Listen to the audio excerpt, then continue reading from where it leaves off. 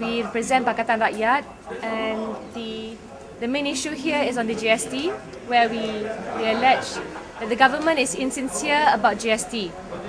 As far as the implementation of goods and services tax is concerned, the Barisan Nasional has turned lying into an art form in the 2013 budget. On the one hand, the Finance Minister desires to assure the sector that the federal government has the means to continue to finance wastages and corruption without having to reform the crony-infested economic structure. On the other hand, he is fully aware that imposing a new and blanket consumption tax on a relatively poor population is a path full of challenges, penuh liku. Paragraphs 80 to 83 of the budget speech by the Finance Minister is a coded signal to the financial sector of the imminent implementation of the GST. I read, apart from the transition from bulk subsidies to targeted subsidies, a review of Malaysia's taxation system will be continued to ensure the taxation system better reflects the household's financial position. The transition from income-based taxation system to a more comprehensive and fair taxation system will eventually benefit the rakyat. The measure will not be implemented hastily, but through a thorough study and in an orderly manner. It will not affect the rakyat, particularly the medium and low income groups, as all the basic needs such as food, housing, etc. will always to be protected. Implementation of the new tax structure is a national imperative to ensure the government's finances remain strong for future generation. However, the government will give sufficient time to all parties to make the necessary adjustment. Public acceptance of this new initiative will be solicited through information programs, education, extensive consultations. Now, paragraph 145 shows clearly that the 1 percentage point tax cut is part of the GST package, which essentially means whatever one gains from the cut would have to be paid back through the GST eventually. In the transition process from the current tax system based on income to a tax system that is fairer, the government proposes that individual income tax rate be reduced by 1 percentage point for each group annual income tax exceeding 2,500 to 50,000 ringgit. Now, the Prime Minister's budget speech clearly contradicts those in his cabinet. Why do I say this? Just last April, when queried in Parliament on the link between GST and TUKA, Small Retailer Transformation Program, the Deputy Minister of Domestic Trade, Cooperative and Consumerism, Tan Lian Ho, blatantly issued a denial. She issued a denial in Parliament stating TUKA program has nothing to do with GST. This is despite the ministry's website stating the following objectives for TUKA, which is an EPP entry point project which aims to modernize traditional retail stores under the flagship National Key Economic Areas (NKEA). First, developing local traditional sundry shop.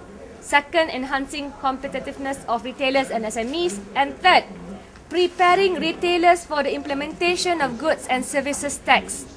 You do this, you don't even tell us what they're getting involved in. Such double-speak borders on lying and is a clear case of misleading the Parliament and hence the people it represents. Pakatan Rakyat at this stage opposes the implementation of GST on the following grounds, namely, without addressing systemic corruption and cronyism, the government has no moral right, I repeat, to impose any new tax, whether it is GST or something else. The immediate imperative of the next government is not to tax the squeezed middle class and the poor more, but to grow their income and disposable income, so to ensure dignified lives for them and also for them to have more cash to contribute as a consumer to drive and stimulate the domestic economy. Taxing them will further erode their disposable income. The BN government must be reminded 60% of the households live with a monthly income of less than 3,000 ringgit, which is why you have Bantuan Rakyat Malaysia. Then the second version, which includes more Malaysians. Imposing GST will tax this group more than what BRIM gives them. The argument that several hundred of items consumed by the poor would be exempted from GST does not hold water because, as the implementation from BRIM shows, the squeezed middle and the poor together make up 60% of the population. They are too big a group to escape or be exempted from the GST. The government must be sincere in articulating economic policies, in particular taxation policies. It is highly responsible to hide its intention, tantamount to lying, before implementing GST behind coded words. BN should take the GST to the next general election and ask whether Malaysians want a corrupt Malaysia with GST or Pakatan Rakyat's offer for a clean Malaysia without GST. Saya telah nyatakan tentang perkara ni dan khususnya tentang kalau GST. We have always said that GST is no remedy. Dia bukannya solution, dia bukannya satu yang boleh mengambil alih apapun dari sudut kepincangan dalam urus tadbir ekonomi dan kewangan negara. There is no shortcut to dismantling monopolistic rentier system. This is no shortcut. We call for fiscal consolidation. Kita mahukan, kita tahu bahawa Perdana Menteri berdepan dengan satu ujian besar, ujian betul dalam pilihan raya umum ke-13 ini. But again, we are saying that GST jangan dilaksana dengan cara hari ini dalam bajet give. Ya, hari ini dia willing to give, tak minta membagi juga. Ya, yang dapat 3G, 4G, semua tidak ada sebenar-benarnya, tidak ada real value to it, in term of real disposable income, because we are very focused. Ya, jadi now they are willing to give, but apa yang lebih malang adalah ketika menang nanti, then they will tighten up, and one of the measures is GST, and that will be across the board. Ya, ini dari perkara yang kami kerap menyatakan. Ya, today hari ini mereka giveaway, they will tighten it back. And today, I think we have on the issue of GST ada satu illustration yang begitu jelas pada how they will shortchange the rakyat.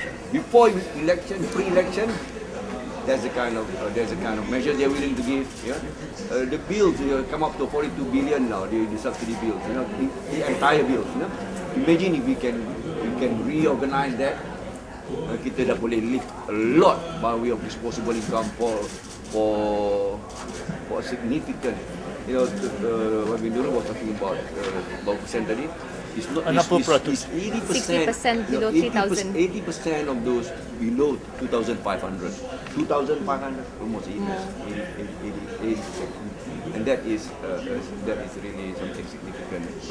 Kami cabar Perdana Menteri dan juga merangkum Menteri Kewangan supaya menafi bahawa kerajaan akan melaksanakan GST selepas pilihan raya umum dan pada tahun 2014.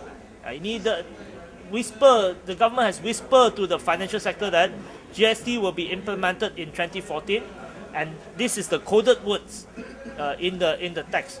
So kami cabar Perdana Menteri merangkum Menteri Kewangan supaya beliau nafikan hasrat kerajaan untuk melaksanakan GST pada tahun 2014, iaitu selepas pilihan raya umum. Poin kedua, BRIM, kalau apa yang telah dibagi BRIM 1, BRIM 2 eventually will be taken back through GST. This is something that we want to highlight, whereby whatever that is given through handout eventually will be recouped through GST.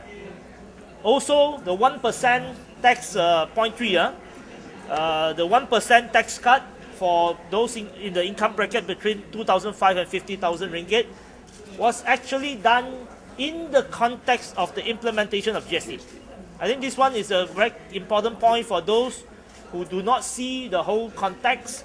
They should go back to read paragraph 144, 145 in the English text and paragraph 145, 146 in the Bahasa text of the Prime Minister's speech, that the 1% tax cut was not given as a gift.